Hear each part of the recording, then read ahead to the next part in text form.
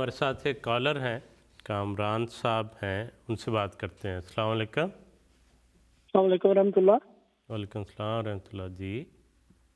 میرا نام کامران ملک ہے، میں سلو جماعت لندن یو کے سے بات کر رہا ہوں۔ میرا سوال یہ ہے کہ اگر کسی وجہ سے روزہ ایک تو چھوٹ جائے تو وہ جو آگے شوال کے 6 روزے آ رہے ہیں، اگر وہ کسی نے شوال کے نہ رکھنے ہوں تو جو ایک دو روزہ چھوٹا ہے شوال کے روزوں میں ہی پورے کر سکتا ہے یا اس کے بعد سال میں کسی دن بھی پورے کیے جا سکتے ہیں؟ میرا یہ سوال جی ٹھیک ہے زیر صاحب، شوال کے جی، روزے اگر جس طرح انہوں نے سوال میں کہا کہ اگر کسی نے شوال کے روزے نہیں رکھنے تو وہ اس میں بھی پورے کر سکتے ہیں، کوئی حرج نہیں، کیونکہ قرآن کریم کہتا ہے فَعِدَّةٌ مِّنْ أَيَّامٍ أُخَرَ، تو رمضان کے علاوہ باقی دنوں میں وہ کسی وقت بھی پورے کر سکتے ہیں۔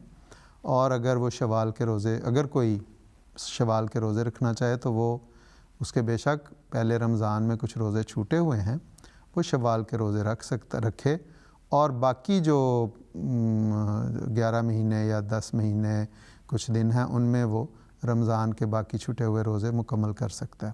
حضرت عائشہ رضی اللہ تعالیٰ عنہ کی اس بارے میں روایت ہے کہ ہم ازواج مطہرات جو تھیں، ہمارے جو روزے مخصوص ایام کی وجہ سے چھوٹ جاتے تھے، وہ ہم عام طور پہ شعبان میں جب حضور بھی روزوں میں مصروف ہوتے تھے تو ہم اس وقت وہ پورا کیا کرتی تھی، گویا وہ کسی وقت بھی پورے۔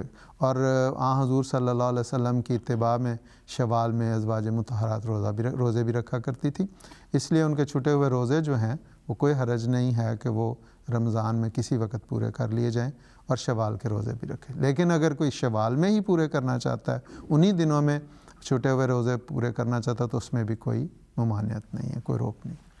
جی ٹھیک، جزاک اللہ خان صاحب۔ محمد اشفاق قمر صاحب شارجہ UAE سے، آپ نے بھی یہ سوال ہمیں بھجوایا تھا، بلکہ آپ کو فکر مندی تھی تو 2-3 دفعہ واٹس ایپ پہ، ای میل پہ بھی آپ نے بھجوایا۔ امید ہے کہ آپ نے بھی جواب سن لیا ہوگا۔